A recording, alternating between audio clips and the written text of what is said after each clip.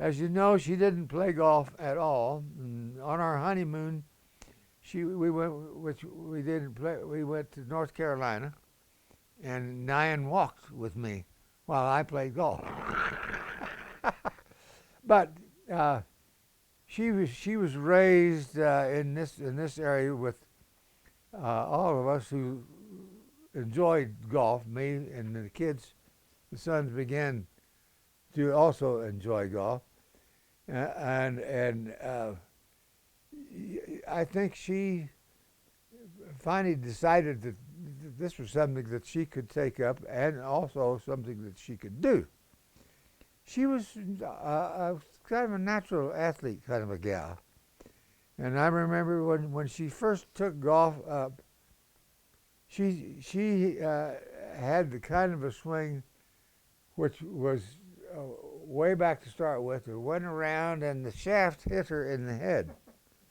And so we were trying to talk her out of swinging the club that way. And finally, one of the assistant pros, whose name I used to know now, and I can't think of it, took her to heart and said, uh, we've got to cut down on that overswing. That's just simply, so you have to shorten your backswing to start that.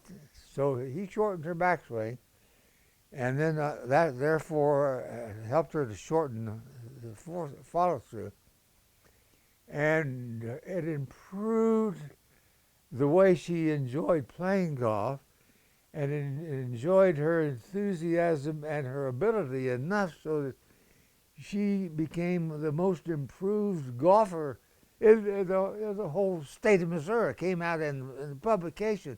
Most improved golfer was Diane Luke. Do you remember that?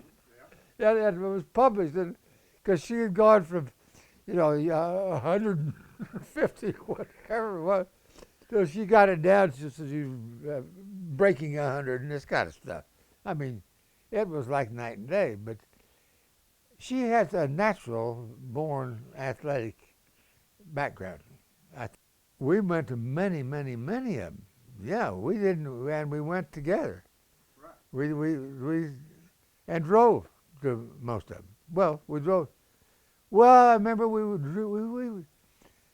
well, I got her to fly down one time when her folks were were vacationing in Florida. At that time, it was uninhabited almost. Naples, Florida. And so I got Diane to agree to fly down there and visit them. But we had to change planes, and we got down to you fly into Tampa, and then you have to take a jet prop plane down to Naples. And all I had to do was look at that jet prop, and it had oil all over the outside of it. It obviously was more than just a jet plane. I mean, it apparently spreads oil there, and she was already taking Dramamine. She said that she didn't believe she wanted to get on board that plane. But I finally convinced, maybe gave her enough additional Dramamine to get her on board the plane. So we finally got on that plane to get her the last hitch. But I'll always remember that. She balked when she saw that oil all over the plane. Very first one. Well, of course, the thing is that to play in the Invitational Golf Tournament, you had to pay a price, money. It would cost you money to play in it. I didn't like the idea of even in a tournament to have to pay extra money to play a golf tournament on my own course. So I said no. I didn't know, and it only cost something like $10 a person. And when the price now, it'd be interesting to know what the price was. $620 some per team now to enter. Now, when you compare that with $10, But for some reason, it was got written up in the newspaper here. Oh, that was the 50th anniversary of the tournament. That's what it was. And the newspaper was, I guess I made some comment, somebody, that I'd played in all of them except the first one. And of course, that they wanted to know. That's the story. They wanted to know how come he didn't. So that's what they wrote up. He didn't want to pay the $10. Yeah, but that is the story on the Invitational Golf Tournament. And of course, we used to have a waiting list. It was so popular, and if you didn't get, in fact, I had to change my mailing address to Greg's office because I couldn't get the mail early enough to get my entry in to get into the golf tournament. People would take those entries and they dash down and get the entry filed, and all of a sudden all the entries were full and you had to wait your turn to get in. You remember that when I had to switch over to your office because he got his mail early. We were just at the end, and it was usually like something like 3 o'clock before the afternoon mail arrived. There wasn't anything I could do about it. Yeah. Well, Scott has been for a long time. I've been riding Scott ever since he's been able to shoot good golf. But prior to Scott, I had a number of different partners. He was your partner for, I don't know, what, 25 years? Oh, yeah, I had lots of different partners.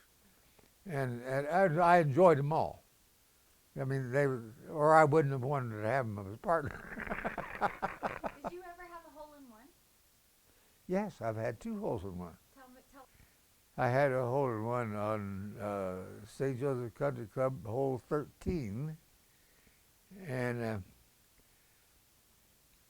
I can't remember everybody that at the time, but the hole 13 was entirely different now than it was then. It was always a water hole, but it was a short water hole in those days, and if you used a wedge, you could use it. That would put you in the center of the green, wherever the hole was.